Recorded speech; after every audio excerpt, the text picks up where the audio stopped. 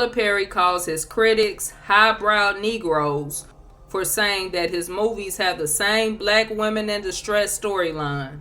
What started this discussion was from his recent movie release, Divorcing a Black, that starred Megan Good and Corey Hardrick. Megan Good playing a character named Ava, a young bank professional who becomes devastated when her husband abandons their marriage. Throughout the movie, she plays the role as one determined to fight until fate interferes, as she reveals the wicked deeds that sabotage her destiny to connect with her soulmate. Now, there were people who enjoyed this movie, but many of the comments that I saw, most of them anyway, they had something negative to say about Tyler Perry's storyline. Here's what the women are saying. Tyler Perry movies display a harmful image of black women and shows his overwhelming disdain for us. They are always portrayed as the victim, the villain, incapable of self-proclaimed success, needing to settle for less, unintelligent, or extremely ghetto. Someone else said, "It's kinda true though. Distressed black woman, no good man being her downfall seems like a common plot." Another person said, "If you've seen one Tyler Perry movie, you've seen them all." I love that you've never allowed that criticism to stop you from being able to have your authentic voice as an artist, because it does get really difficult. Yeah, but what? No.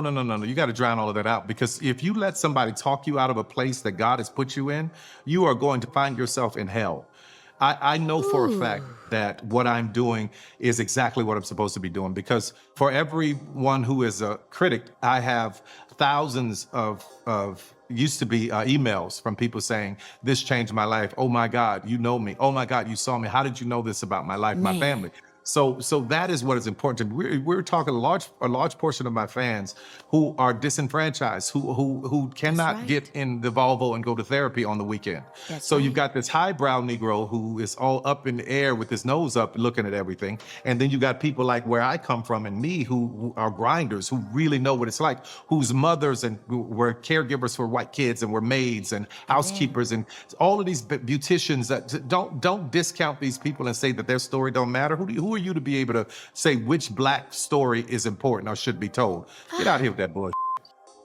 But a large portion of your primary fans are black Christian women.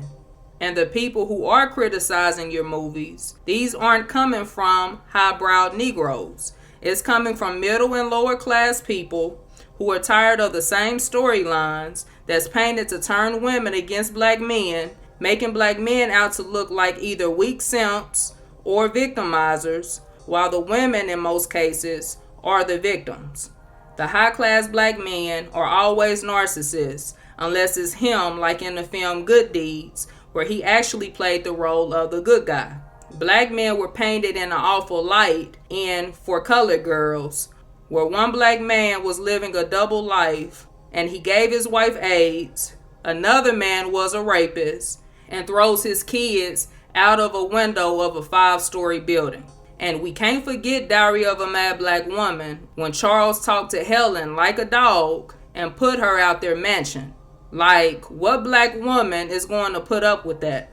And what black man really treats his wife that way? Also in Why Did I Get Married, when Mike had Sheila make a long drive to their retreat because he refused to pay for an extra passenger seat. Jill Scott in that role was portrayed weak, who paid no attention to the obvious clues that her best friend was sleeping with her husband. But she spends a night in a jail cell where she meets her Superman, who made everything she'd been through with Mike, fighting to make her marriage work, worth it.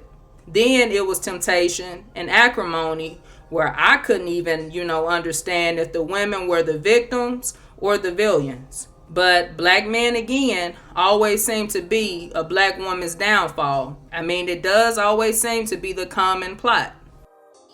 Yes, and that is what we come up against. It's like you said, the respectability politics that we're always pushing up against, which at the end of the day, what we are facing and what we are oppressed against, it doesn't matter how well you speak, it doesn't matter how well you walk, it doesn't matter how well you do anything. If somebody's going to not like you, they're going to not like you, period. Right. So holding ourselves to these unbelievable standards that stop us from being able to tell our true stories and connect to one another, it only, like you said, puts us in a personal hell and doesn't allow us to really be all that we're meant to be, because we're too busy trying to fit into somebody else's idea.